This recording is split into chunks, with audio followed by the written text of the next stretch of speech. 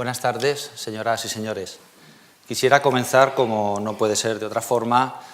dando las gracias a la Fundación Juan March por haber tenido la deferencia y la amabilidad de invitarme a participar en el ciclo que está dedicando este año a las ciudades en la antigüedad mediterránea.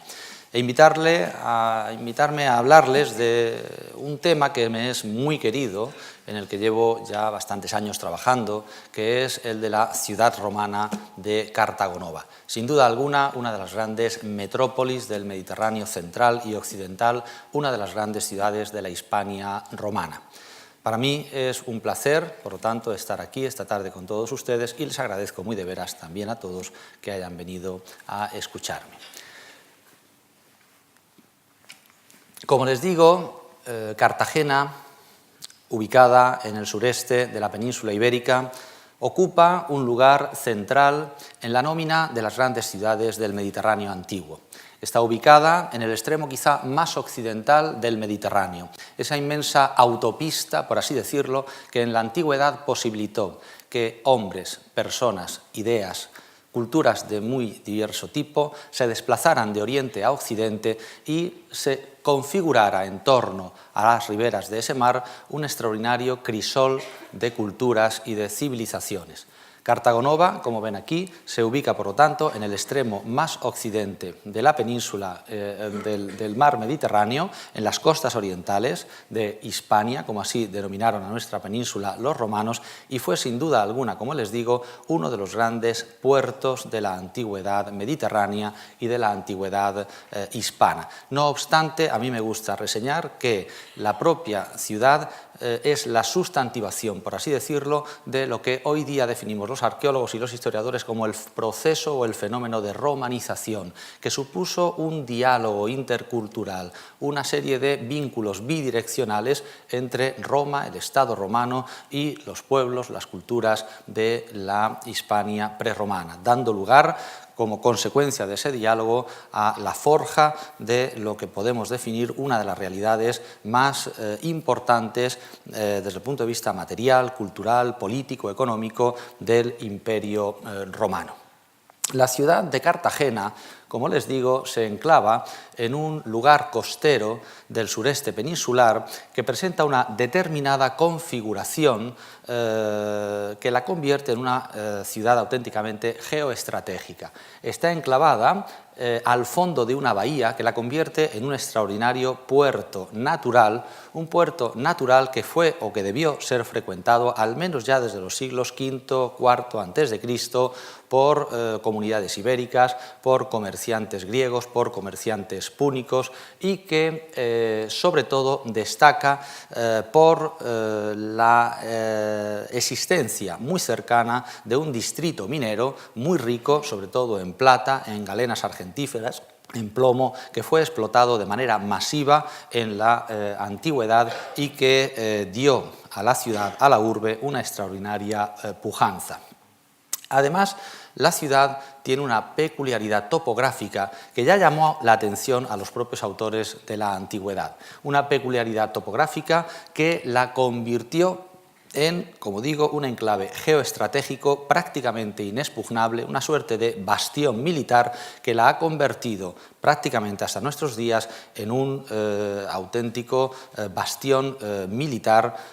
inexpugnable. Como pueden ver, la ciudad estuvo prácticamente rodeada, excepto por un brazo de mar, por aguas por el norte, por el oeste, por el sur, de suerte que al propio Polibio de Megalópolis, a mediados del siglo II a.C., su configuración topográfica le llamó poderosamente la atención y en sus célebres historias dedicó un capítulo, uno de los más interesantes de la historiografía referida a la ciudad antigua, refiriendo cómo era la configuración de la misma. Me voy a permitir leerles dicha descripción. Dice Polibio de Megalópolis: está situada Cartagonova hacia el punto medio del litoral español, en un golfo orientado hacia el sudoeste. La profundidad del golfo es de unos 20 estadios y la distancia entre ambos extremos es de 10. El golfo, pues, es muy semejante a un puerto. En la boca del golfo hay una isla que estrecha enormemente el paso de penetración hacia adentro por sus dos flancos. En el fondo del golfo hay un tómbolo encima del cual está la ciudad rodeada del mar por el este y por el sur, aislada por el lago al oeste y en parte por el norte, de modo que el brazo de tierra que alcanza el otro lado del mar, que es el que enlaza la ciudad con la tierra firme, no alcanza una anchura mayor que 2 estadios. El casco de la ciudad es cóncavo. En su parte meridional presenta un acceso más plano desde el mar. Unas colinas ocupan el terreno restante, 2 de ellas muy montañosas y escarpadas y 3 no tan elevadas, pero abruptas y difíciles de escalar. La colina más alta está al este de la ciudad y se precipita en el mar. En su cima se levanta un templo a Asclepio. Hay otra colina frente a esta, de disposición similar, en la cual se edificaron magníficos palacios reales construidos, según se dice, por Asdrúbal, quien aspiraba a un poder monárquico. Las otras elevaciones del terreno, simplemente unos altozanos,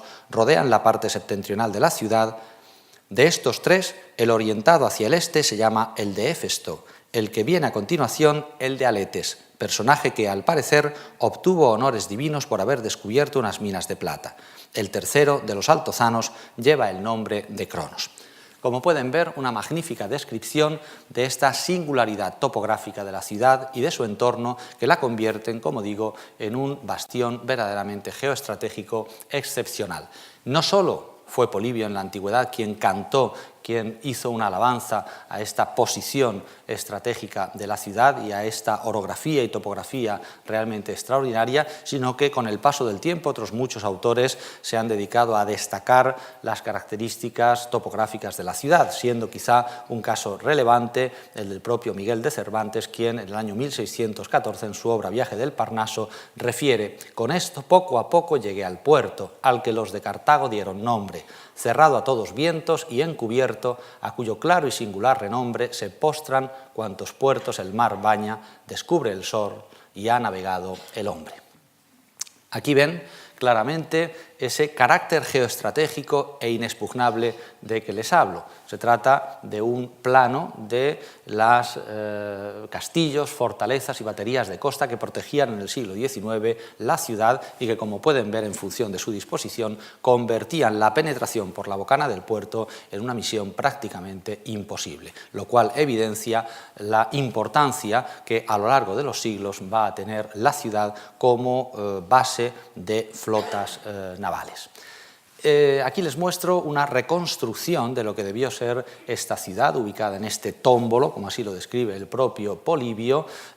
rodeada por 5 colinas, 2 de ellas más abruptas y elevadas, las que tienen más hacia el inferior de la imagen, rematadas por los palacios de Asdrúbal y por un templo posiblemente dedicado a Asclepios, el Esculapio romano, el dios de la medicina. Una ciudad que tuvo una extraordinaria historia en la antigüedad. Se trata de una fundación púnica que luego fue conquistada por los romanos, que obtuvo el rango de colonia en torno al 54 a.C., que vivió una etapa de desarrollo urbanístico, arquitectónico y cultural extraordinaria bajo el gobierno del emperador Augusto y sus sucesores, que posteriormente, en la reforma administrativa de Diocleciano hacia el 297, fue nombrada capital de la provincia cartaginense y que en torno al 615 fue también, tras la conquista de la costa suroriental peninsular por Justiniano I, nombrada capital de la nueva provincia bizantina de España. Es decir, una ciudad que siempre ocupó un rango importante en la historia de la antigüedad hispana y mediterránea.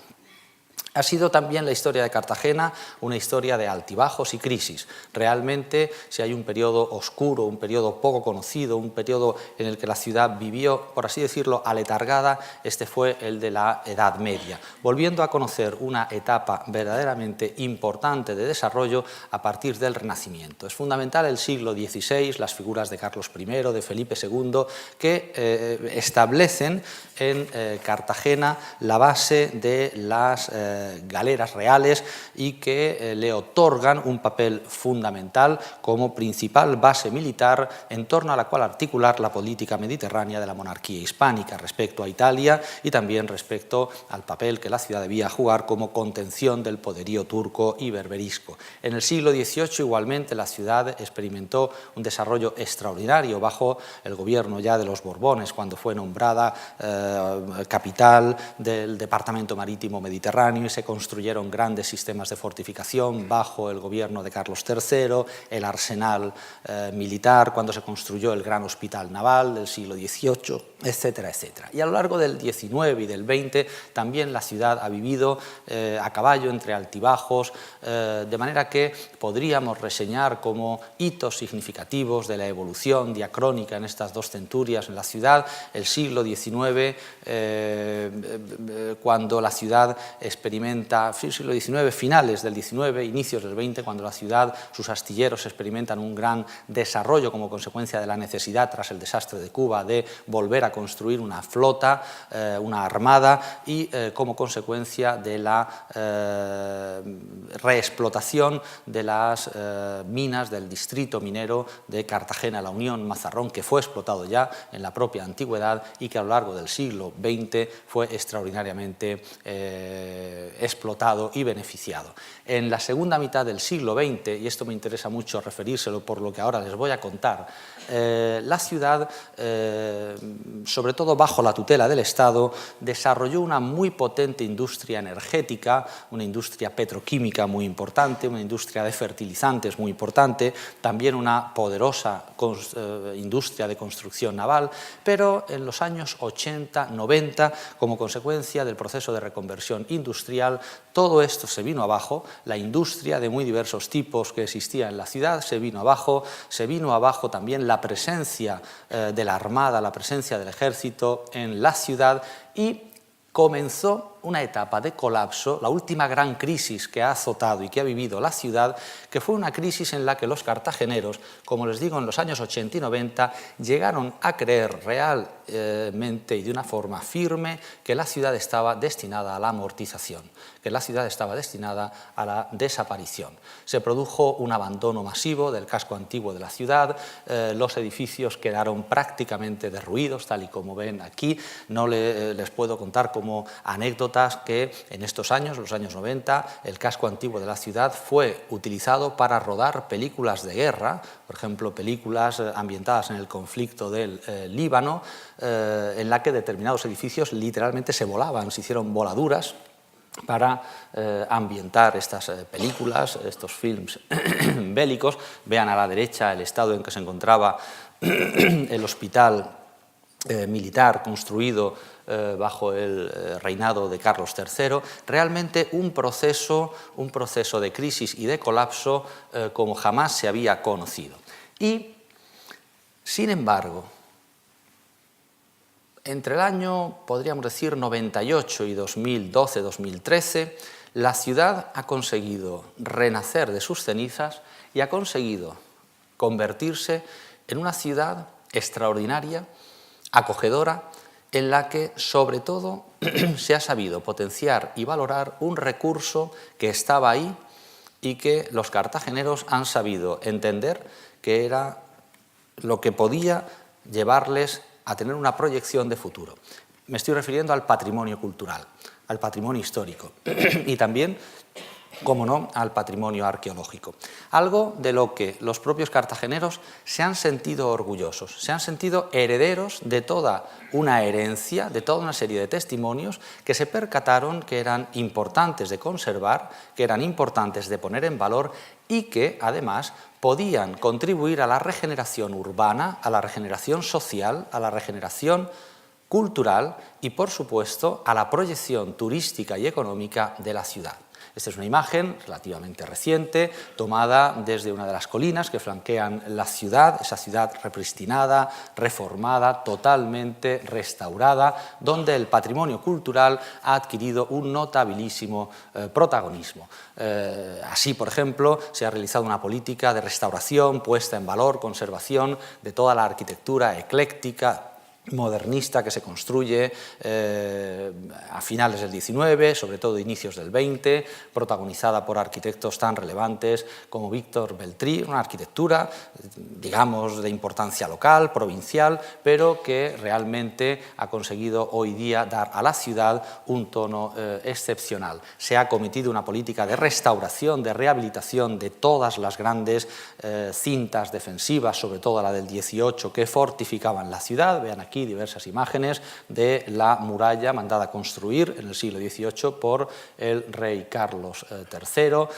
Y, por supuesto, todo el patrimonio militar que había sido abandonado y que estaba literalmente en ruinas y viniéndose abajo, se ha puesto al servicio, esto es una cosa que me parece excepcional, de la universidad, al servicio de la docencia, de la investigación, del aprendizaje, de la transmisión del saber y de la cultura, de manera que a día de hoy todos los grandes antiguos edificios militares de la ciudad están restaurados y se han convertido en sedes de diversas escuelas politécnicas y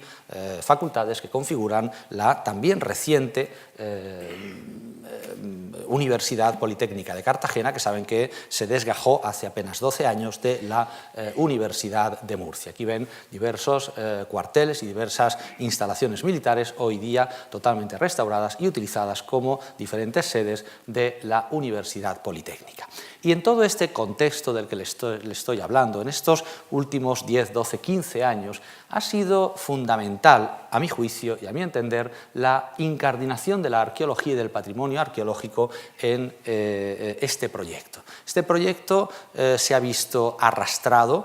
por una gran locomotora que ha sido la del patrimonio arqueológico. Un patrimonio que, si hace 20 años, y esto hay que decirlo así, era realmente despreciado, vilipendiado, no se entendía para qué servía por parte de los ciudadanos de la ciudad, a día de hoy se ha convertido en el gran motor de desarrollo de la regeneración de Cartagena en estos últimos años. Y, como digo, en ese proceso de trabajar en la gestión, en la investigación, en la puesta en valor del patrimonio arqueológico, hay 3 hitos que a mí me gustaría destacarles esta tarde, que son el proyecto Cartagena Puerto de Culturas, que se ha desarrollado desde el 2001 al 2014, el proyecto del Teatro Romano de Cartagena y el proyecto de Parque Arqueológico del Molinete, en el que estamos trabajando a día de hoy. La gran bondad, a mi juicio, del proyecto Cartagena Puerto de Culturas, del consorcio Cartagena de Puerto de Culturas, es que ha conseguido crear toda una red de centros de interpretación que han rehabilitado una gran cantidad de elementos patrimoniales, tanto arquitectónicos como arqueológicos, que están distribuidos por todo el casco urbano de la ciudad, lo cual ha posibilitado que los turistas, que los propios cartageneros disfruten de su patrimonio, teniendo obligatoriamente que deambular y volver a recuperar el tránsito por las calles que habían quedado abandonadas. Y esto ha llevado al ayuntamiento a tener que acometer políticas de rehabilitación, de restauración de toda la trama urbana. De manera que este proyecto es muy significativo porque además se configura como un consorcio donde no solo está presente la comunidad autónoma y el ayuntamiento, por supuesto, sino también la Universidad Politécnica, la Autoridad Portuaria, la Cámara de Comercio, los empresarios, los hosteleros de turismo, y esto ha conseguido crear un gran consenso en torno a cómo había que ejecutar el proyecto del que les hablo. Sin duda alguna, otro hito esencial dentro de todo este proyecto ha sido el de la recuperación, estudio, investigación, puesta en valor del Teatro Romano y la construcción de su museo anexo. Una obra verdaderamente extraordinaria que ha supuesto una inversión muy importante para la ciudad, de más de 55 millones de euros, y que ha posibilitado crear una infraestructura cultural puesta al servicio de la difusión, el conocimiento, el estudio y la divulgación de este gran monumento, que es uno de los grandes teatros del Mediterráneo occidental y uno de los más importantes, uno de los más grandes de todo el territorio hispano. Uno de los grandes valores de este proyecto, dirigido por el arquitecto Rafael Moneo, es que consigue a través de toda una ruta perfectamente pergeñada, llevarte, como pueden ver en la parte superior a la derecha, donde están las palmeras, desde el nivel, desde la cota del nivel del mar, por toda una serie de túneles y de escaleras mecánicas que te conducen hacia las distintas salas del museo y desde estas a la última gran pieza que se exhibe en la institución, que es el propio Teatro Romano. En la parte de abajo ven el llamado túnel de la historia, donde se muestra desde lo más moderno hasta lo más antiguo todo el patrimonio y toda la secuencia histórica que se ha recuperado en la excavación del teatro, puesto que no solo se ha recuperado lo que es el edificio teatral, sino las distintas capas, las distintas fases que había superpuestas sobre el mismo, la ciudad del siglo V, la ciudad de época bizantina, la ciudad de época medieval islámica, la ciudad cristiana, y así hasta llegar al propio siglo XX. Bueno, pues este pasillo subterráneo nos zambulle, por así decirlo, nos hace penetrarnos hacia la antigüedad y pasar a las salas dedicadas al propio edificio teatral, donde se muestran los grandes hallazgos epigráficos, arquitectónicos, escultóricos que han acaecido en el transcurso de la excavación, y desde aquí, y a través de la que Moneo gusta definir como la cripta arqueológica, se pasa a contemplar, como digo, la última gran pieza de este museo, que es el propio teatro, es el propio edificio teatral, donde se ha realizado, como ven, una intervención de conservación y de musealización muy selectiva y muy poco agresiva con el monumento, para resaltar fundamentalmente el valor del bien arqueológico propiamente dicho. Este proyecto ha traído como consecuencia la necesidad de ejecutar otros que están a día de hoy en fase de realización. Les hablo fundamentalmente del otro gran edificio de espectáculos de la ciudad romana, que es el anfiteatro. El anfiteatro que a día de hoy sabíamos que se encontraba ubicado bajo la Plaza de Toros moderna, de finales del XIX, inicios del XX. Esto es una singularidad que no es exclusiva, pero que tiene muy pocas ciudades, la de tener sobre el anfiteatro romano un edificio que en cierta medida ha fosilizado su utilización, su empleo, su funcionalidad, como es una plaza de toros. Y, como digo, el éxito del proyecto del teatro romano ha traído como consecuencia la necesidad de pergeñar un proyecto que sirviera para recuperar y poner en valor el anfiteatro. Teníamos muchas dudas, no obstante, acerca del grado de conservación que éste podía tener. Habíamos llegado a una conclusión errónea, y es que posiblemente para construir la plaza de toros el edificio anfiteatral romano había sido literalmente destruido, y esto era erróneo como están revelando, lo pueden ver en las imágenes de la parte inferior, las recientes excavaciones que se están haciendo este edificio. Vean verdaderamente pues cómo se aprecia la porta principalis, cómo se aprecia el pulpitum perfectamente conservado, la parte de la imma cavea, es decir, tenemos prácticamente todo el anfiteatro conservado, y lo único que se hizo, ahora lo sabemos bien, fue colocar unos grandes vertidos de tierra encima y construir encima de esos grandes rellenos la plaza de toros, con lo cual pues yo espero que en el transcurso de unos cuantos años este edificio anfiteatral esté recuperado, esté estudiado y pueda ponerse al servicio de la sociedad, al igual que se ha hecho con el teatro. Y por último, el tercer hito dentro de este proceso de estudio y recuperación del patrimonio arqueológico de la ciudad es, sin duda alguna, el proyecto Parque Arqueológico del Molinete. El Molinete es una de esas colinas que describe Polibio ya hacia el 150 a.C.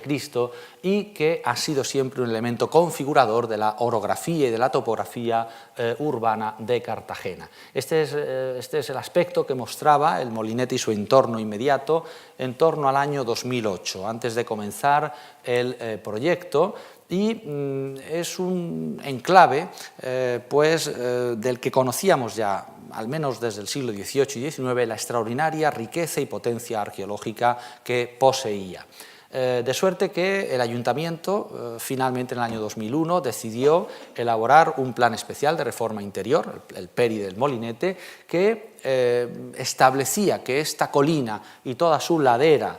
suroriental quedaban como área de reserva arqueológica, un área de reserva arqueológica destinada a realizar investigaciones arqueológicas y a recuperar todo un patrimonio arqueológico que debía ser puesto en valor para disfrute de los ciudadanos. Esto es realmente una apuesta valiente por parte de un ayuntamiento. Este terreno que ven aquí, delimitado, es de 26.000 metros cuadrados. En 26.000 metros cuadrados se podrían haber construido en pleno casco urbano de la ciudad muchos edificios, muchas casas. Y el Ayuntamiento ha tenido la gallardía de establecer lo que sin duda alguna es el perímetro del parque arqueológico urbano más grande de toda España, en el que ahora estamos trabajando y donde hemos terminado la intervención, que se ve a la parte de la derecha, en la cima del cerro, donde hemos recuperado toda una serie de elementos patrimoniales que van desde época púnica hasta prácticamente el siglo XX, los refugios, por ejemplo, de la Guerra Civil que se construyeron en el propio Molinete, y luego hemos excavado la parte de la ladera suroriental, donde ven esta cubierta que se ha construido y donde se ha realizado una intervención de investigación y de puesta en valor que, como se ha referido con anterioridad, ha sido merecedora del Premio Nacional de Conservación y Restauración de Bienes Culturales, concedido en el año 2012 por el Ministerio de Cultura. Y estos proyectos cuestan dinero, evidentemente, son caros de ejecutar y se van a poder continuar a partir de este mismo año gracias a la colaboración y a la aportación que va a realizar a partir de ahora la Fundación Repsol, que está muy implicada en la ciudad de Cartagena y que, como digo, a partir de ahora va a sufragar los trabajos de excavación y puesta en valor del parque arqueológico. El Parque Arqueológico del Molinete, que a mí me gusta decir, es un auténtico laboratorio para el estudio de la historia arqueológica o historia material de la ciudad de Cartagena. Saben que la arqueología no es ni más ni menos que historia, hacer historia a través del estudio de las fuentes materiales. Tradicionalmente se pensaba que la arqueología se identificaba con el mundo antiguo. Sin embargo, hoy día entendemos la arqueología de una forma mucho más laxa y amplia. La arqueología es una forma de hacer historia a través del empleo de fuentes materiales, del registro arqueológico material, pero una forma de hacer historia que se utiliza en la antigüedad, pero también para el medievo, para época moderna y para época contemporánea. De manera que hemos tratado todo el patrimonio y todos los bienes del registro material del Parque del Molinete como si fueran elementos arqueológicos. Un ejemplo significativo, el caso de los molinos que dan nombre al cerro, Molinete. Dice Polibio en el siglo II que esta colina era la Ars Asdrúbalis, es decir, la colina, la colina donde estaba el palacio de Asdrúbal. Sin embargo, a partir del siglo XVII y XVIII, esta colina empieza a denominarse Molinete, como consecuencia de que en su cima se construyen diversos molinos. Molinos que permanecían, como ven, en la parte superior, en un estado bastante lamentable de conservación. Se han estudiado, se han restaurado, se han documentado y los hemos dejado no restaurados o reconstruidos, como a veces se está haciendo en el campo de Cartagena con otros molinos, sino como ruinas arqueológicas. Entendemos que estos edificios, aunque son del siglo XVII, XVIII, son ruinas arqueológicas. La importancia de estos molinos es extraordinariamente interesante, es extraordinariamente importante. Estos molinos que hemos podido reconstruir en lo que a su mecanismo de molienda del grano se refiere, utilizando como paralelo etnográfico el resto de molinos de vela existentes en el campo de Cartagena, que son todos ellos BIC, bien de interés cultural. Estos molinos, en realidad, en origen eran molinos de aspas. Eran molinos de aspas, como sabemos, por ejemplo, a través de este dibujo que les muestro a la izquierda, de Juan Bautista Valfagón, del año 1667, donde pueden apreciar a la izquierda un cerro con dos molinos, que es el Molinete con sus dos molinos. ¿Estos molinos para qué servían? Estos molinos están en relación con, como les he indicado, el nombramiento de Cartagena bajo los gobiernos de Carlos I, Felipe II, como base de las galeras reales y la conversión de la ciudad, por lo tanto, en la principal base militar de la política mediterránea de la monarquía hispánica. Y servían fundamentalmente para moler el grano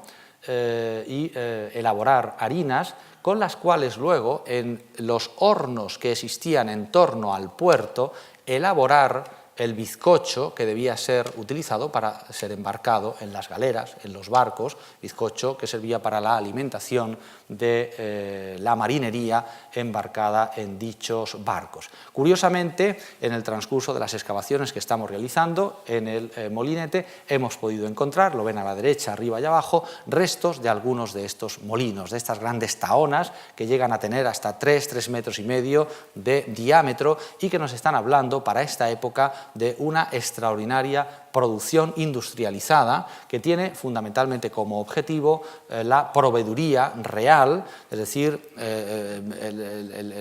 el organismo que se encargaba de proveer las galeras y que va a dar lugar en el siglo XVIII a la construcción del gran arsenal militar promovido por Carlos III y cuya planimetría del año 1799 les muestro en esta imagen. Pues bien, toda esta política en torno al patrimonio cultural, histórico,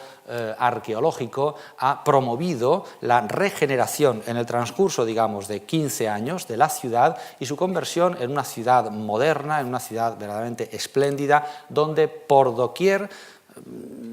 resplandece el patrimonio. Y ese patrimonio arqueológico ha fraguado en 3 grandes instituciones museísticas que también es importante reseñar aquí. Vean aquí una imagen en la parte superior de lo que es todo el remodelado puerto de la ciudad, donde las áreas de mercancía, sobre todo de cereal, de contenedores, se ha desplazado al muelle de Santa Lucía. La parte, digamos, de la fachada urbana del puerto ha quedado convertida en un puerto deportivo, donde se han colocado grandes infraestructuras culturales. Vean ahí una imagen al anochecer del gran auditorio de El Batel, uno de los grandes auditorios a día de hoy existentes en nuestro país, con una programación cultural excepcional, y a la parte de abajo, pues visto desde la terminal de cruceros, ese puerto que se ha convertido en una auténtica milla de museos, un poco emulando lo que es el caso de Madrid, ¿no?, con la gran milla de los museos. Bueno, pues en Cartagena también podríamos hablar de una milla de museos conformada fundamentalmente por 3 grandes instituciones. Por un lado, el Museo Nacional de Arqueología Subacuática, el denominado con el acrónimo ARCUA, recientemente inaugurado, si no recuerdo mal, hacia el año 2008, y donde se hace un recorrido por la conceptualización moderna del patrimonio cultural subacuático, las técnicas modernas que utiliza la arqueología subacuática para el estudio y la recuperación de ese patrimonio, y luego donde el visitante puede conocer de primera mano pues un extraordinario legado arqueológico ligado al mar Mediterráneo y a la política hispana en los océanos, sobre todo en el océano Atlántico, a lo largo de los siglos XVI, XVII, XVIII. Junto al Arcua cabe destacar el Museo del Teatro Romano, que está apenas a 150 metros del mismo y del que antes les he hablado, y aproximadamente unos 150 metros más allá pueden visitar otro importante museo, también recientemente inaugurado, que es el Museo Naval. El Museo Naval,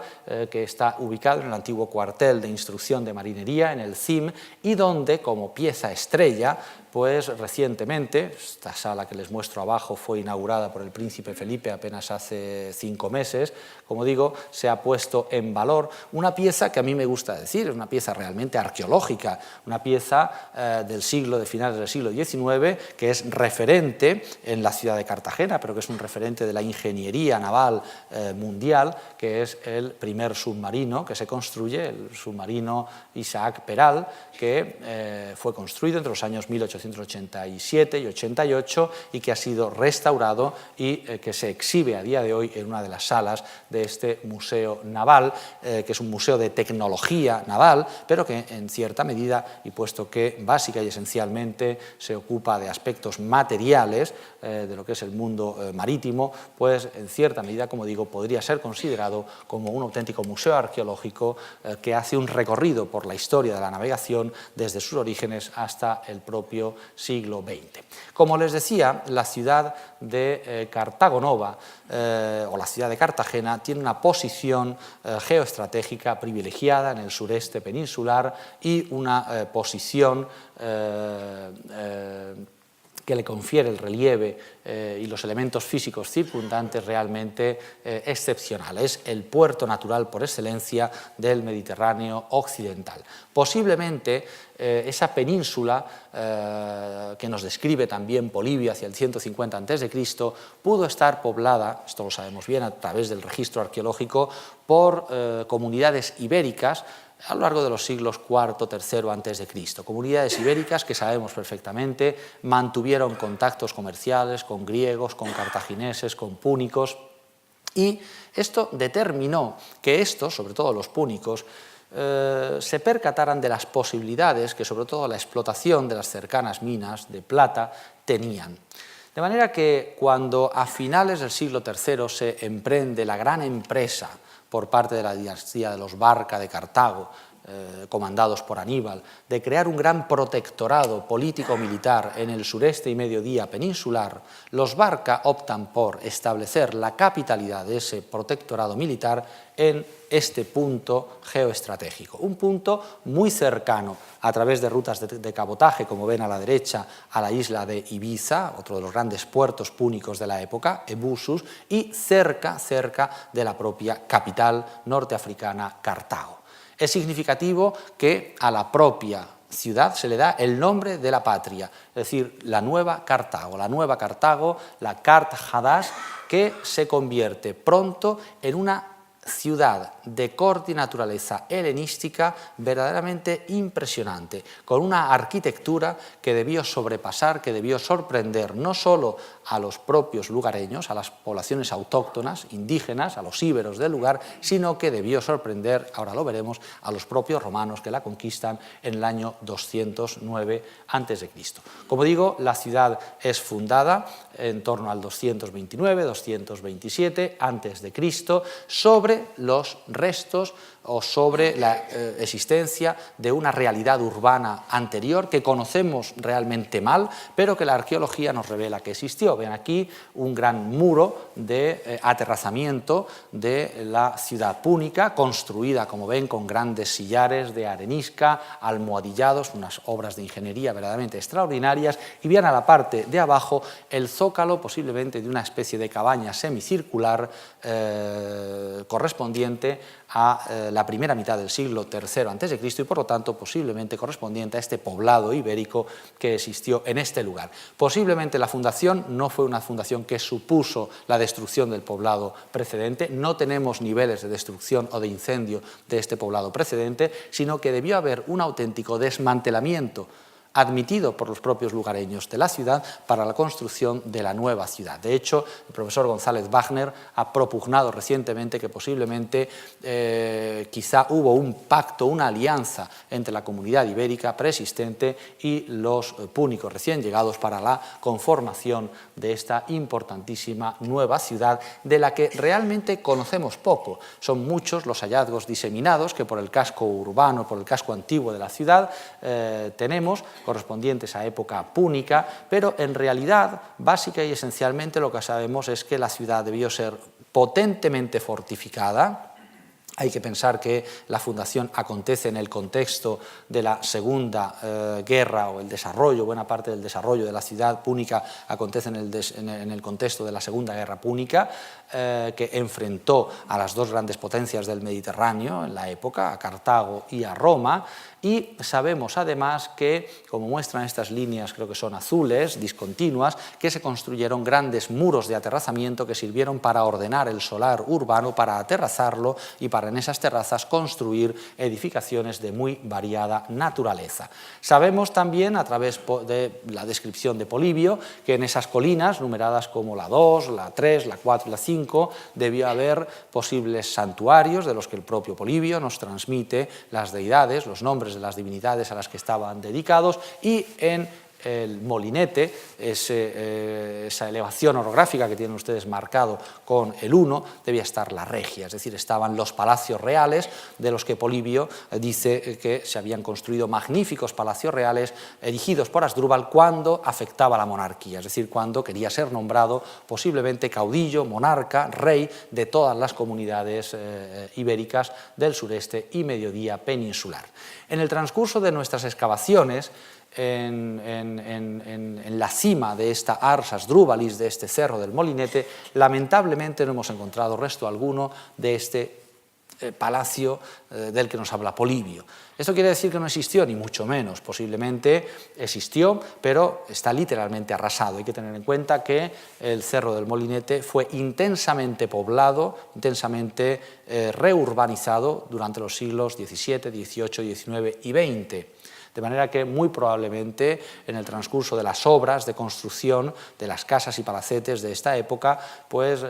todo el registro arqueológico antiguo fue prácticamente destruido. ¿Qué es lo que nos encontramos, sin embargo, en la cima del cerro? Pues nos encontramos con los restos de un santuario extraordinariamente interesante, del que lamentablemente solo quedan los restos que les muestro aquí. Es decir, como ven a la parte de la izquierda, dos salas, dos grandes habitaciones, construidas con grandes muros de sillares de piedra arenisca, cuyos contextos cerámicos nos evidencian que estamos ante una obra de finales del siglo III a.C. y por tanto de filiación púnica. En la sala norte, la que ven arriba, nos encontramos con una gran cisterna para baños lustrales, para purificaciones, y a la parte inferior una sala donde se conservan las huellas de unos lechos triclinales, lo que nos evidencia que posiblemente estaba destinada a realizar ceremonias de incubatio, posiblemente, y además en el espacio central del suelo de esta estancia nos encontramos con una inscripción epigráfica muy discutida, muy debatida, pero que posiblemente, como ven en la parte superior, la primera línea, haga alusión a Atargatis, es decir, la dea Siria, una de las grandes divinidades del Mediterráneo oriental, lo que nos permitiría, aquí la musealización que se ha hecho de este complejo y una restitución infográfica, lo que nos permitiría pensar que quizá lo que nos encontramos en la cima del Molinete es parte de un santuario quizá dedicado a la dea Siria, a Atargatis, dedicado a ceremonias de incubatio, como se puede ver, por ejemplo, en paralelos bien documentados en Siria, donde salas de este tipo, con lechos triclinales, pues están perfectamente bien documentadas. Pero si por algo realmente, como les he dicho antes, debió destacar la Cartagena púnica, fue por la construcción de unas extraordinarias murallas, unas murallas de un porte y una envergadura que posiblemente debía alcanzar los 12 metros, con almenas, con grandes sillares de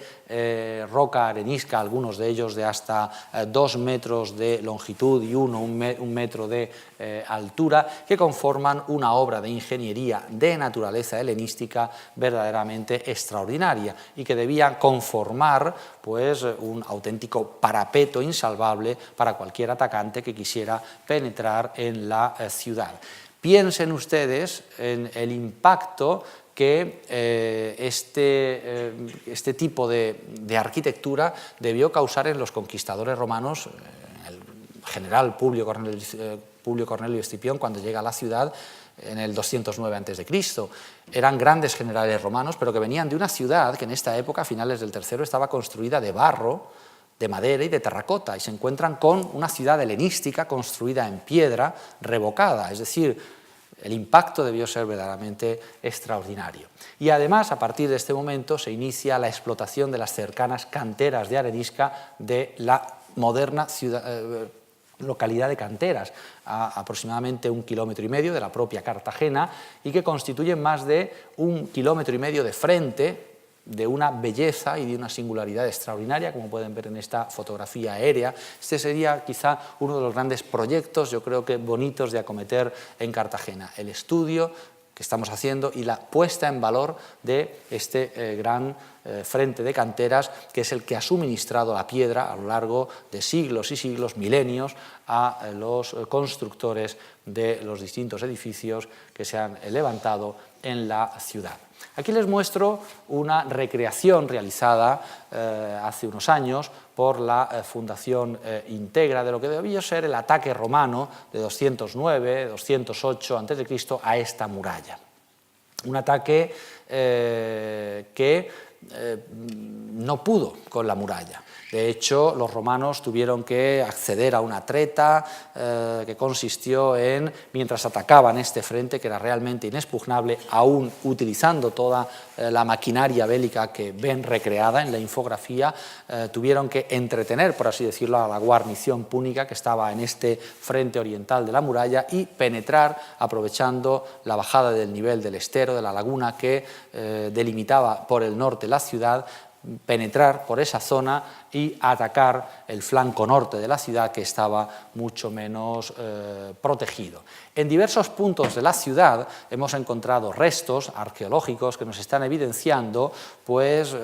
lo que debió ser el ataque a la ciudad por esta zona norte. Ahí ven un poco a la izquierda lo que es el esquema de lo que pudo ser este asedio. Ven cómo mientras se produce desde el campamento de Escipión el ataque a la muralla principal, pues por el norte un grupo de soldados vadearon el Almarjal, el estero, y entraron finalmente entre el cerro de San José y el cerro del Molinete, mientras la escuadra, al mando de Cayo Lelio, atacaba las zonas occidentales y las zonas meridionales de la ciudad. Como digo, ven aquí una imagen, en concreto de la calle Serreto, una excavación relativamente reciente, con niveles de incendio y de destrucción que posiblemente se pueden asociar a este episodio, aunque realmente la generalidad de la documentación arqueológica de finales del III, inicios del II a.C. nos evidencia que posiblemente la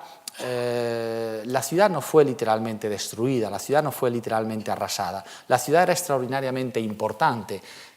también para Roma. Era un gran puerto geoestratégico y era un enclave ubicado junto a unas minas que los púnicos estaban explotando de manera muy importante, sobre todo para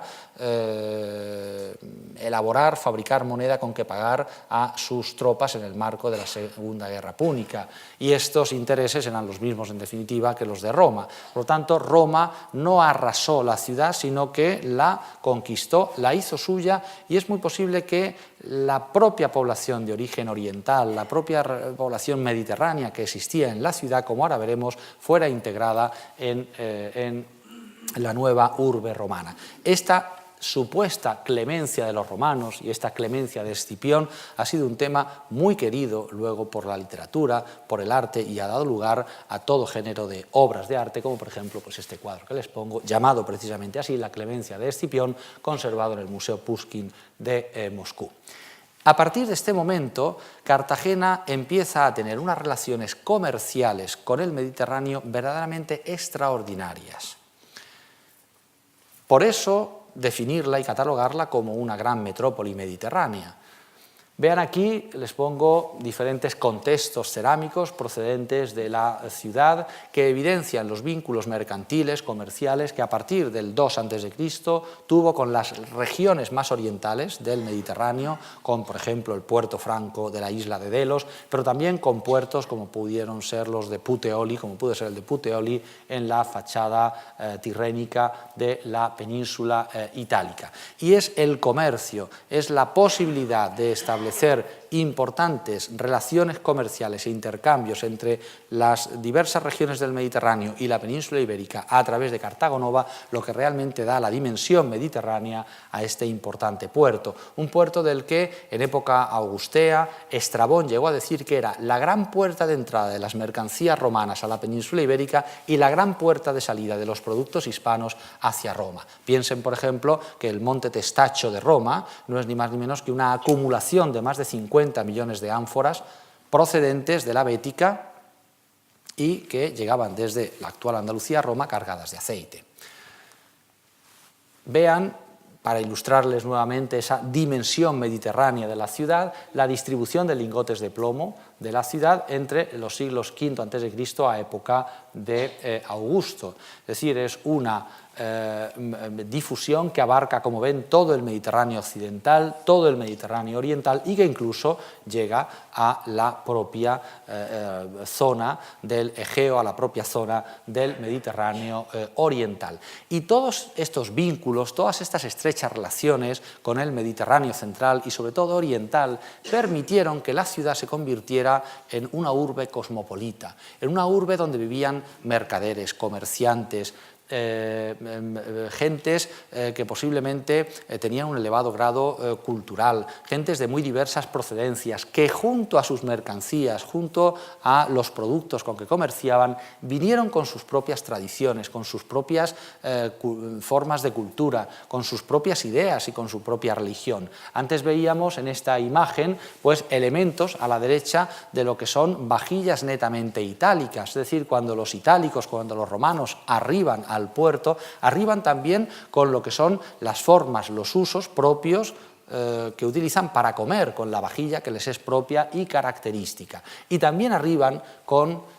ideas, con tradiciones religiosas. Vean diversas inscripciones epigráficas donde, procedentes de Cartagena, donde se aprecia claramente la difusión que los cultos orientales, por ejemplo, de Isis y Serapis, tuvieron en la ciudad, divinidades egipcias que fueron ampliamente veneradas en la ciudad de Cartagena. O, por ejemplo, vean procedente del Pecio Escombreras IV, a la derecha arriba, ese extraordinario documento que es una mano sabacia, que fue hallada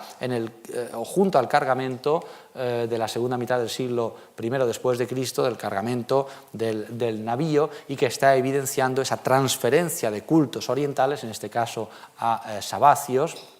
a la ciudad hispana. Tras la conquista romana, dicen las fuentes antiguas, los textos antiguos, que los romanos reconstruyeron las fortificaciones de la ciudad. Y esto es muy interesante apreciarlo en el registro arqueológico. Recientemente, en el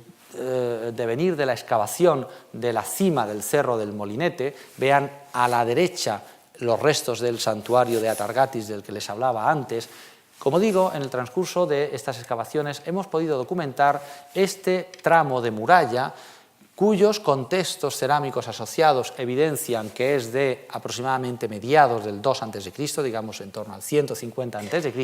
y por lo tanto una muralla romana, posiblemente aquella de la cual los propios textos antiguos nos dicen que fue rehecha, fue erigida para fortificar nuevamente la ciudad. Pero tiene una singularidad extraordinaria, a mi juicio, y es que es una muralla de tipología no romana, sino de tipología púnica. Es una muralla de casernas o de casamatas, que solo tiene un paralelo extraordinario en un hallazgo reciente en la provincia de Ciudad Real, donde también en época romana se ha encontrado una muralla de este tipo. ¿Esto qué quiere decir? Pues esto viene a ahondar en esta idea de cosmopolitismo, de acoger a los antiguos pobladores púnicos, entre ellos obreros, artesanos, constructores, según dice Polibio, que habitaban en la ciudad, que posiblemente eran de origen norteafricano, eran púnicos y que fueron integrados, como digo, en la ciudad y en los escuadrones de operarios que trabajaron en ellos. Y estas gentes lo que construyeron fue una muralla a la púnica, una muralla a la cartaginesa, pero en plena época ya de dominación romana. Y esto nos pone sobre una pauta muy importante, o sobre un aspecto muy importante, y es la enorme difusión que la herencia púnica va a tener en la ciudad a lo largo del tiempo. Esa línea de fortificación que hemos encontrado, correspondiente a época romana, es muy interesante, porque debajo de esa muralla que les muestro existía una muralla, un tramo de muralla de época púnica. La muralla que les acabo de mostrar corre por aquí, debajo, en el transcurso de nuestras excavaciones hemos podido documentar la existencia de una muralla anterior púnica de finales del III, pero lo más interesante de todo, y es que sobre la muralla romana corre la muralla que hemos podido documentar también en el transcurso de nuestras excavaciones, correspondiente a los años 1543-44 y mandada a construir por el emperador Carlos I, cuando a su regreso de Argel visitó Cartagena y dicen las crónicas de la época, subió al cerro del Molinete y determinó cuál debía ser el trazado de la muralla. ¿Cuál debía ser? Pues ni más ni menos que el trazado de la muralla romana, que era el que había realmente protegido la ciudad a lo largo de toda la antigüedad, siglos I, II, III después de Cristo. Vean, y esto es muy bonito, cómo los tres grandes baluartes ultrasemicirculares o semicirculares y los dos tramos de muralla que estaban dibujados en la planimetría que hasta ahora conocíamos de esta muralla, se han podido documentar perfectamente en el transcurso de nuestras excavaciones. Esta es la musealización, la puesta en valor que se ha hecho de este tramo de muralla, la recreación infográfica, la restitución, digamos, teórica de cómo pudieron ser estas murallas construidas por orden de Carlos I, siguiendo los usos militares y arquitectónicos defensivos propios del Renacimiento, y aquí una perspectiva fugada donde ven la superposición volumétrica de las tres murallas arqueológicamente atestiguadas en la vertiente norte del Molinete, es decir, la muralla púnica, número 1, la 2, la muralla romana, y la 3, la muralla renacentista. Esto quiere decir que prácticamente a lo largo de casi 2 milenios el frente defensivo del flanco norte de la ciudad siempre ha sido el mismo y diversas culturas y diversas administraciones han ido utilizándolo sistemáticamente. Es decir, el frente de defensa púnico es el que ha prevalecido hasta el propio siglo XVI. Conocemos mucho de la ciudad romana, por ejemplo, gran cantidad de basas, gran cantidad de capiteles de orden toscano que nos están evidenciando, como les decía antes, la filiación itálica de las gentes que arriban a la ciudad. Pero sobre todo, del siglo II I a.C., me interesa reseñarles un hallazgo extraordinario también acaecido en el transcurso de las excavaciones en el Molinete. Vean como referencia el santuario de Atargatis, del que les hablaba antes, la muralla de época romana, los restos de la púnica que va por debajo, y vean cómo hemos podido documentar aquí los restos de un gran santuario romano republicano de finales del 2, inicios del 1 a.C., integrado por un templo delante del cual hay los restos tallados en la roca de una gran escalinata de acceso y grandes muros de aterrazamiento que servían para regularizar un gran frente, el gran frente de la colina. Aquí les muestro los restos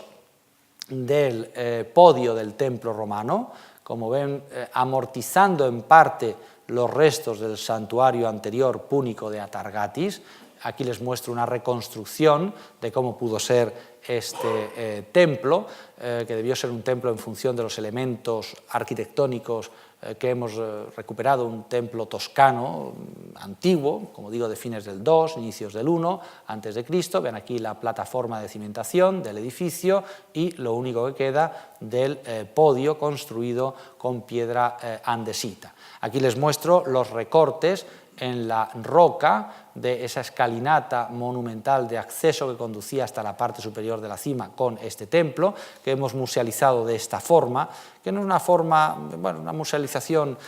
muy sencilla, que obedece, se lo confieso, a la falta de dinero, de financiación para hacer una escalera. Pues a mí me hubiera gustado de madera, pero bueno, el recurso museográfico creo que es interesante, y esta infografía donde pueden ver pues, cuál sería la perspectiva que un individuo que,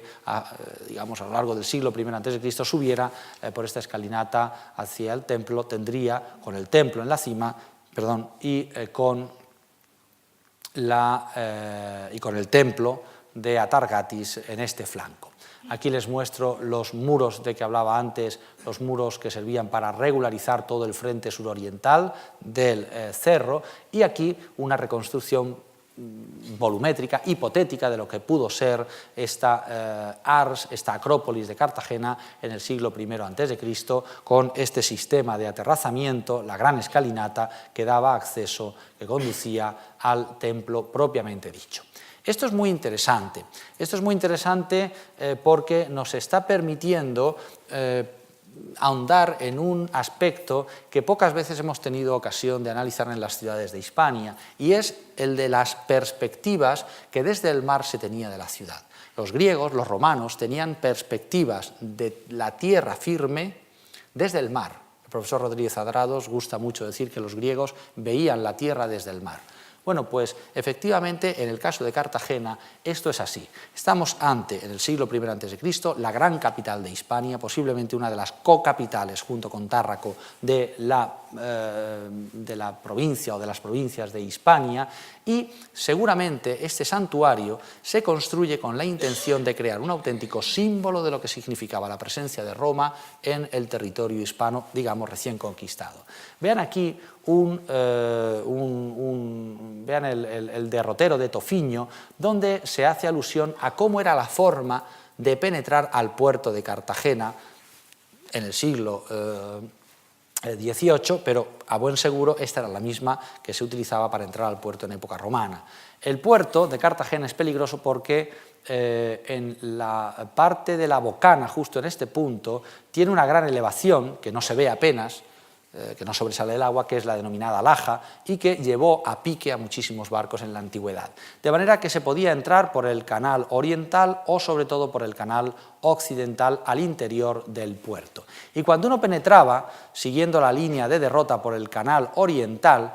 inmediatamente coincidía o se ponía en línea con el eje visual del templo y del santuario que había sido construido en el molinete. Vean aquí una imagen de un barco, o una imagen tomada desde un barco que penetra a finales del siglo XIX a la ciudad de Cartagena. Es una foto extraordinaria que hemos podido recuperar recientemente en el archivo municipal y donde se ve cómo desde el barco se tenía una vista extraordinaria del Cerro del Molinete y de uno de sus molinos que todavía, vean, conserva las aspas. Esto nos lleva a poder plantear que posiblemente la imagen que un comerciante, la imagen que un mercader que venía por mar y que penetraba por ese canal oriental, la imagen que tenía de la ciudad era esta, con el puerto en primera línea, con las murallas que defendían la ciudad y este gran sistema de aterrazamientos con el templo que coronaba toda la Acrópolis, es decir, toda una arquitectura de carácter escenográfico, de tradición helenística,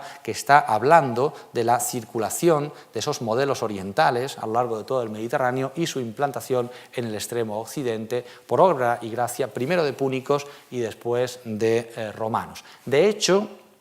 si vean cómo en toda la ladera suroriental del Molinete hemos topografiado y hemos situado, hemos georreferenciado los restos arqueológicos que hemos documentado y vean, por lo tanto, como aquí tenemos los restos del santuario y luego vean cómo los restos se distribuyen en diversas terrazas. Es decir, toda la colina estaba aterrazada y posiblemente de la manera que les muestro en la parte superior de la imagen, con el santuario en la parte superior y toda una serie de terrazas que iban conformando una panorámica, por así decirlo, escenográfica prácticamente similar a la de la colina de Birsa, que era la ciudadela de Cartago. Posiblemente este tipo de organización del paisaje urbano ya remonta a época púnica, es retomada por los romanos y se ve en ella, por lo tanto, la huella y la tradición púnica claramente.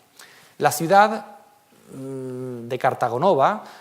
adquirió en torno al 54 a.C. posiblemente el rango de colonia, colonia urbs Julia nova Cartago, como así aparece nombrada en las emisiones monetales, y parece que en función de los testimonios epigráficos que se han podido documentar recientemente,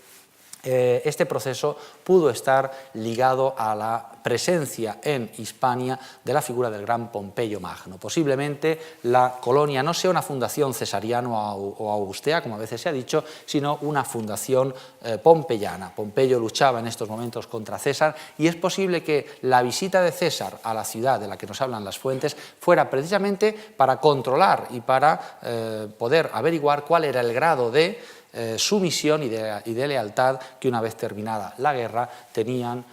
los cartageneros de la época a César. En época augustea, posiblemente, la ciudad se convierte en capital del convento jurídico cartaginiense, que es el más grande de los conventos jurídicos de toda la península ibérica y, por tanto, formaba parte de la gran realidad administrativa de época augustea en la península ibérica, que es la provincia de Hispania Quiterior, cuya capital estaba en Tárraco, la actual Tarragona. Y a partir de esta época se inicia un gran proceso de reurbanización y de monumentalización arquitectónica de la ciudad que lleva a convertirla en un auténtico paradigma de lo que es una ciudad romana, con edificios, con equipamientos, con infraestructuras de un nivel verdaderamente excepcional. Algo que, entre otras cosas, se pudo conseguir gracias a la reinversión de buena parte de los beneficios que la explotación de las minas estaba procurando y, por otro lado, gracias al nombramiento como patronos de la ciudad de individuos de altísima posición, por ejemplo, Lucio y Cayo Césares, los nietos adoptivos del emperador Augusto, o, por ejemplo, el propio rey de Mauritania, Juba II. Es decir, los patronazgos de la ciudad fueron verdaderamente excepcionales y procuraron que en el, digamos, cambio de era, el aspecto de la ciudad fuera verdaderamente extraordinario. Se acometió una refacción de toda la trama urbana de la ciudad, se construyeron nuevas calles con pavimentos poligonales donde se encajaron los grandes equipamientos de una ciudad romana, como es el foro o como es el teatro o como es el propio anfiteatro. Vean aquí una imagen de la Ínsula 1 que hemos terminado de excavar hace 2 o 3 años, en el Molinete, y vean cómo se aprecia perfectamente el interior de esta manzana, de esta ínsula, y las calles perfectamente conservadas pertenecientes a esta refacción cesariano-augustea que están delimitando esta ínsula. Vean algunas de ellas, esta es esta, que les muestro aquí, qué estado estupendo de conservación tienen, o este tramo de aquí que conducía directamente al teatro, que es este de aquí, y en el que estamos trabajando a día de hoy para restaurarlas y para que los turistas que la visiten puedan circular, puedan andar, como se hace en Roma o en Pompeya o en Herculano, por las propias calles antiguas. Otro de los grandes paradigmas de la Cartagena augustea, del primero después de Cristo, sin duda alguna, es el teatro. El teatro en el que se vuelca una inversión extraordinaria. Piensen ustedes que una columna de estas que ven aquí, hemos calculado que podía costar en torno a los 83.000 sestercios, 83.000 sestercios, es decir, unas sumas verdaderamente extraordinarias de dinero. Son materiales, los empleados locales, son materiales locales, perdón.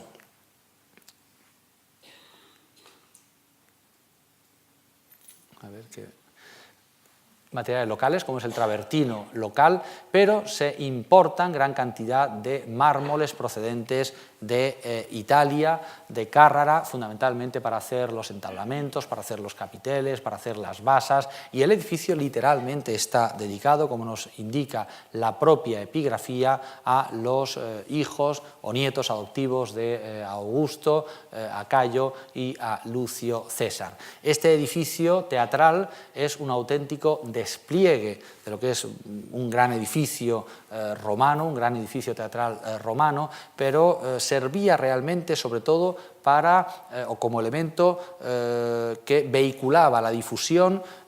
y el desarrollo del culto imperial en la ciudad, es decir, la adhesión al emperador y a la familia imperial que se producía en el contexto de este edificio, que contaba además con un gran jardín, con un gran peristilo en la parte anterior, del que se han podido encontrar restos arqueológicos y que se puede reconstruir de la manera que ustedes ven en estas recreaciones infográficas magníficas que ha realizado en los últimos años la empresa Balaguat. El otro gran equipamiento de que se dota la ciudad,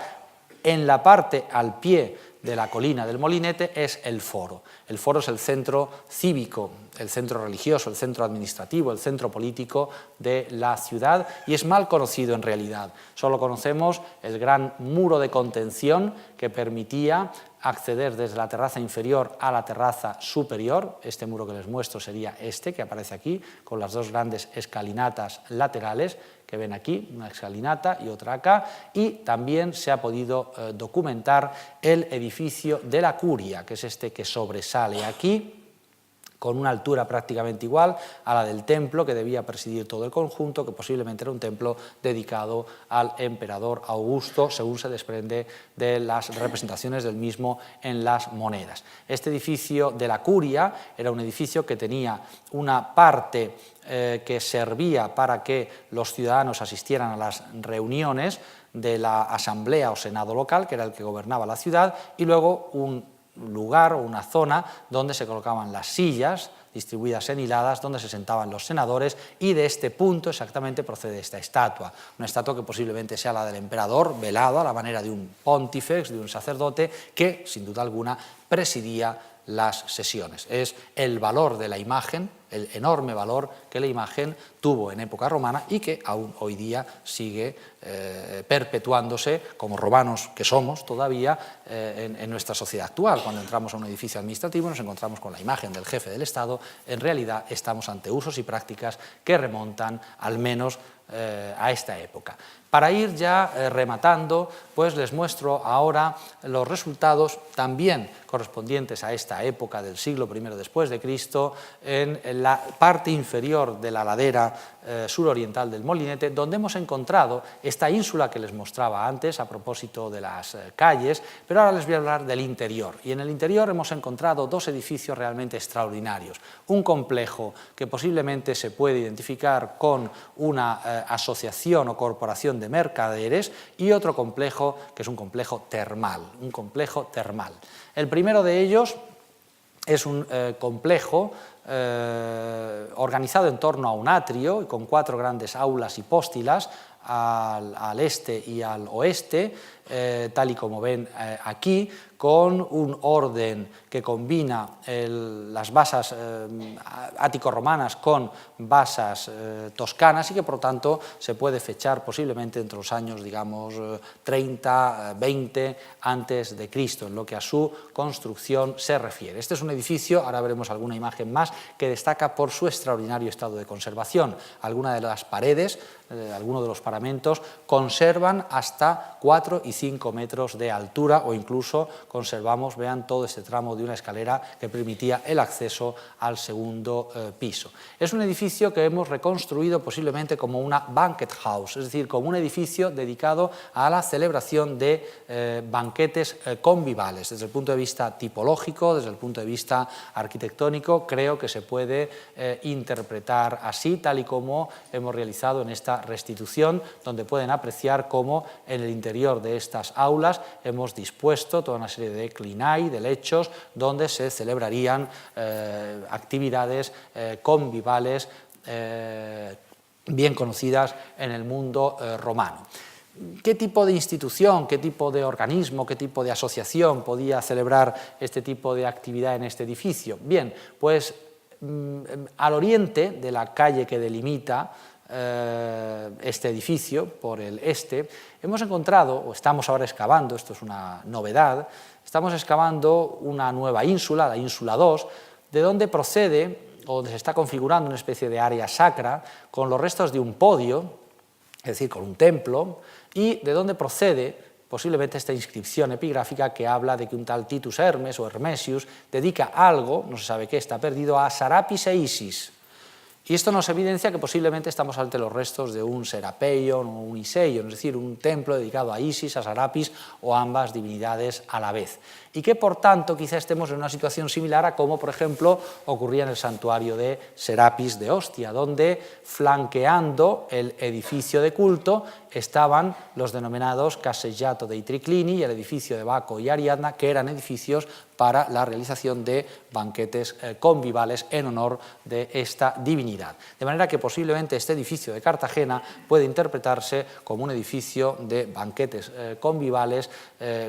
asociado o vinculado a una corporación, a una asociación quizá de individuos que rendían o tributaban culto a Isis o a Sarapis o a ambos conjuntamente. El hecho de que de la excavación de este edificio procedan placas pictóricas con inscripciones en griego, algunas muy interesantes como esta que les muestro aquí, que contiene una máxima griega que es muy conocida por inscripciones del Oriente, que se conocen por ejemplo en Bagdad, y que dice: Euripilos dice, quien quiera hablan lo que quieren que hablen, a ti no te importa, te es provechoso lo mismo. Bueno, pues el hecho de aparecer este tipo de grafitos en griego nos está evidenciando evidentemente la filiación griega de los individuos que deambulaban por este edificio y que posiblemente pues, procedían de Oriente, del Mediterráneo oriental y que por lo tanto pues, tenían o podían tener vínculos con estas divinidades. Y anexo a este edificio un gran complejo termal con lo que son las salas típicas, caldario, tepidario, frigidario, para poder realizar la actividad higiénica propia de estos edificios, con estos grandes sistemas, vean, de hipocausis para procurar el calentamiento de estas salas. Aquí les muestro una propuesta de restitución de lo que debió ser a principios del siglo I este edificio, con un gran peristilo de ingreso, un pasillo de acceso al apoditerio frigidario, de aquí se pasaba al tepidario 1 y al caldario, y aquí tendríamos otro tepidario, tepidario 2 y posiblemente la sudatio y toda la zona de servicios con la leñera, los hornos y demás. Y sobre todo destaca, como les digo, el gran peristilo que daba acceso de manera monumental al edificio, un peristilo que vean se ha conservado en un estado verdaderamente extraordinario y donde teníamos conservado en el transcurso de la excavación el colapso de buena parte de sus estructuras, lo cual nos ha permitido poder determinar cuál era el orden y la conformación tipológica de este edificio. Los pórticos sur, este y oeste tenían columnas hechas con ladrillo, estucado y pintado, y capiteles jónicos también estucados y pintados, esto es una cosa muy importante, y la perístasis norte o el pórtico norte tenía, como ocurría en la fachada escénica del teatro, una monumentalización a base del empleo de elementos o tambores o fustes de travertino local combinados con capiteles que se pueden fechar bien, digamos entre el 1, el 20, 25 después de Cristo, de orden corintio, y que muestran elementos propios de la tradición del segundo triunvirato y elementos propios ya del nuevo lenguaje figurativo augusteo. Esa es una recreación de cómo pudo ser este peristilo de ingreso a este complejo termal, con esta combinación de los órdenes jónico y corintio que se utiliza para generar una visual y una monumentalización selectiva del edificio en ese flanco norte. Un edificio de donde, quiero además significarles, procede una inmensa cantidad de pinturas. Aquí, en la parte superior, lo que es la decoración de una de las habitaciones del piso superior, del edificio del atrio, o aquí otra pared recientemente restituida también del mismo edificio. ¿Les significo esto que ven aquí? Esto es una ventana.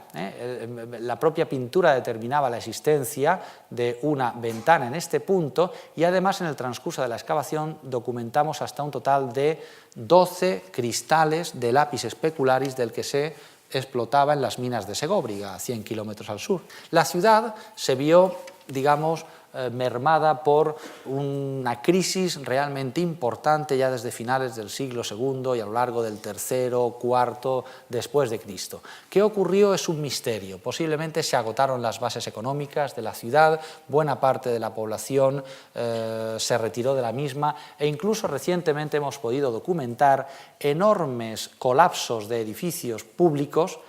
siempre hacia el oeste. Ver aquí los restos del Augusteum de la colonia con un enorme muro que tiene aproximadamente unos 5 metros de altura, literalmente caído hacia el oeste. Así están los muros del peristilo del teatro, así están los muros de la Porticus Duplex al sur del foro, así están los muros de la Curia, así están los muros del Augusteum. Y esto nos está haciendo pensar, por ejemplo, en que entre finales del 2, a lo largo del tercero, se hubiera producido un gran cataclismo, un gran terremoto de los que son habituales en esta zona del sureste peninsular y que sumió a la ciudad en una auténtica época oscura que duró décadas y décadas. Con todo y con eso, como les he dicho antes, en el 297 la ciudad fue nombrada capital de la nueva provincia dioclecianea cartaginense y a lo largo de los siglos IV, V después de Cristo, volvió a tener un renovado protagonismo, sobre todo en conexión con las grandes rutas mercantiles mediterráneas. Vean aquí, por ejemplo, cómo sobre los restos ya desmontados del Teatro Augusteo, que estaba totalmente amortizado en el siglo V, se construye un gran mercado en torno al siglo V, construido con material reutilizado de la escena, de la orquesta y de la inmacabea del teatro. Y vean cómo el modelo arquitectónico, el modelo edilicio y tipológico, es un modelo que encontramos nuevamente en Oriente. El mejor paralelo, de hecho, de este mercado es el que se encuentra en la ciudad de Beit Shean, en Israel, la antigua Scitópolis, que es un modelo que parece que está literalmente copiado para la ejecución del edificio de Cartagena. Y como les he referido antes, también en el siglo VII después de Cristo, es decir, ya en época bizantina, la ciudad juega un papel muy importante como capital de la nueva provincia de Hispania. En esta época la ciudad fue conocida como Cartago Espartaria, posiblemente debido a la existencia de grandes superficies de terreno dedicadas al cultivo del esparto, y vean pues cómo en esta época Cartagena tiene o mantiene relaciones comerciales y arriban materiales y productos prácticamente de todas las riberas del Mediterráneo, por supuesto del norte de África, pero también del área del Asia Menor, de la zona de Grecia, es decir, nos encontramos nuevamente, y a pesar de esas épocas de crisis, de oscurantismo que han supuesto el siglo III, el IV después de Cristo, una ciudad esplendorosa, abierta, abocada al Mediterráneo, con unas extraordinarias relaciones comerciales con este mar Mediterráneo. Vean cómo la propia epigrafía de la época nos evidencia la existencia de mercaderes griegos en la ciudad, o vean esto que les pongo aquí, que es algo extraordinariamente interesante. Se trata de los restos de una coraza que se ha podido restituir por parte del doctor Jaime Vizcaíno de esta manera. Son los restos de una coraza hallados hace unos años en el transcurso de las excavaciones en el propio teatro, y de la que solo conocemos 10 ejemplares distribuidos en todo el Mediterráneo. Son corazas que eran elaboradas en fábricas imperiales del Oriente y de las cuales una de ellas aparece en la propia Cartago Espartaria, lo cual evidencia la importancia de la ciudad y la existencia de estos vínculos mediterráneos. De hecho, este tipo de ungüentarios son también elaborados por fábricas directamente dependientes de la administración imperial en Oriente. De ellos se conoce en todo el territorio peninsular hispano 10 ejemplares, y en Cartagena tenemos documentados más de 250, lo cual evidencia, pues, como digo, esos vínculos y esas relaciones con el Mediterráneo oriental. Esto me lleva, para terminar, a hacer el siguiente balance, y es la importancia de tener a día de hoy, como lo indica, por ejemplo, la UNESCO, una concepción amplia de lo que es y representa y puede llegar a representar la arqueología. Evidentemente, la arqueología, como les he dicho antes, es una ciencia histórica y tiene un valor excepcional, es decir, permite documentar o recuperar gran cantidad de información material, que es convertida en documento histórico y que nos transmite datos, conocimientos muy diversos sobre las sociedades del pasado. Y en el caso de Cartagena, la arqueología nos está proporcionando información extraordinaria para conocer el devenir de las ciudades del siglo V, IV a.C. hasta el propio siglo XX. Pero además, la arqueología puede y debe ser un factor esencial de regeneración urbanística. La arqueología en Cartagena se ha convertido en un auténtico motor que ha contribuido, como les he dicho antes, a regenerar la ciudad. Cartagena se ha convertido a día de hoy en una de las escalas esenciales del turismo cultural mediterráneo. En el año 2013 han recalado en el puerto de Cartagena 115 cruceros, lo cual representa una cifra verdaderamente excepcional y prácticamente unos 45.000 visitantes que descienden de los barcos y visitan la ciudad. Yo creo que esta es la prueba evidente de que ese patrimonio bien cuidado, bien estudiado, bien gestionado, se puede convertir en el motor de futuro de una ciudad que otrora era una ciudad militar, era una ciudad industrial y ahora, aun siendo todavía una ciudad industrial, por la importancia que tiene la refinería adyacente de Escombreras, es sobre todo una ciudad cultural que vive por y para su patrimonio. Yo espero que en próximas ocasiones pues les pueda ver a todos ustedes en Cartagena y que puedan disfrutar de esta estupenda ciudad. Muchas gracias por su atención.